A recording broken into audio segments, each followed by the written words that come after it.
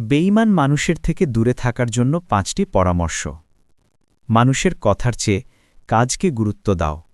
বেঈমান মানুষ কথা দিয়ে মুগ্ধ করে, কিন্তু কাজে তার আসল রূপ দেখা যায়। কাজ আচরণ দেখেই মানুষকে মূল্যায়ন করো। তোমার ব্যক্তিগত কথা সহজে শেয়ার করো না। সবাই বন্ধু নয়। যে মানুষের উপর পুরো ভরসা নেই, তার সঙ্গে গোপন বা সংবেদনশীল কথা কখনো শেয়ার করো না। ৩. নিজের লাভ ক্ষতির হিসাব বোঝো। যে মানুষ বারবার তোমাকে ব্যবহার করে, তাকে দ্বিতীয় সুযোগ দিও না। সুস্পষ্ট সীমা তৈরি করো। দূরত্ব বজায় রেখে চলো।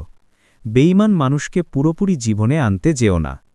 ভদ্র থেকেও নিরাপদ দূরত্ব বজায় রাখো, এটাই বুদ্ধিমানের কাজ। নিজেকে শক্ত করে গড়ে তোলো।